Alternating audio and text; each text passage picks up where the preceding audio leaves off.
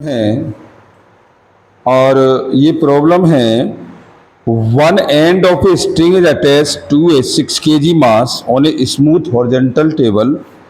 The string passes over the edge of the table and to which the other end is attached a light smooth pulley. Over this pulley passes another string to the end of which are attached masses of 4 kg and 2 kg respectively, so that the 6 kg mass move with the acceleration of 8/17 g। ये तो proof करा रहा है इसमें। तो ये हमारे पास इसका डायग्राम दे रखा है। यहाँ 6 kg का ब्लॉक प्लेस है हॉरिजॉन्टल पर, टेंशन उसमें T1 है और ये पुली से दो मास कनेक्ट कर दिए 4G एंड 2G, और ये टेंशन इसका T2 है और ये A2 से डाउनवर्ड में आ रही है। ऐसे क्वेश्चन आते हैं तो पहली चीज़ तो ये आप याद रखिए, जब भी पुली के साथ हमारा लार्जेस्ट मास नीचे की ओर मूवमेंट करेगा तो उसके साथ उसका एक्सेलरेशन भी इंक्लूड होगा।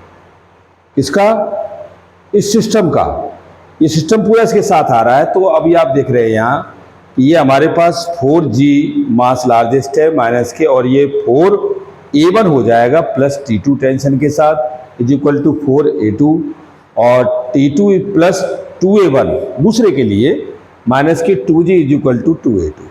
अब ये हमने कैलकुलेट किए, तो कैलकुलेट करने के बाद ये इक्वेशन हमारे पास तरह से 3 और 4 आ गई। अब ये दोनों इक्वेशन को हमने यहाँ कैलकुलेट कर दिया था, तो T2 को हमने यहाँ एलिमिनेट कर दिया, तो हमारे पास ये equation I 2G is equal to 2A1 plus 12A1 के साथ। लेकिन एक जस्टिफाई कंडीशन यहाँ बन रही है कि जितना ये यहाँ आता है उसकी डबल ये टेंशन जाती है, डबल टेंशन है। तो हम ये मानेंगे T1 जो है 2 टाइम्स है 2T के साथ, तो एक्सेशन भी A2 जो है 2A1 के साथ हो जाएगा। तो हम T2 is equal to T2 के साथ है, तो हम यहाँ ये वैल्यू यूज करेंगे। तो फर्स्ट इक्वेशन ये कह रही है T1 is equal to 6A1 के साथ। भाई T1 is equal to 6A1 के साथ और T1 is equal to T2, तो हम यहाँ लगा देंगे T2 इज इक्वल टू, ये हो जाएगा आपका कितना 3A1। इस वैल्यू को आपने यहाँ लगा दिया, यहाँ T2 की जगह। तो ये लगाने के बाद हमारे पास इक्वेशन ये आ गई है 5 और एक 6। अब दोनों इक्वेशन हमने कैलकुलेट की, सॉल्व की। तो सॉल्व करने के बाद एक्सेलरेशन एक तो आ गया 8G/17 और दूसरा एक्सेलरेशन आपके पास आ गया 16/17 के साथ।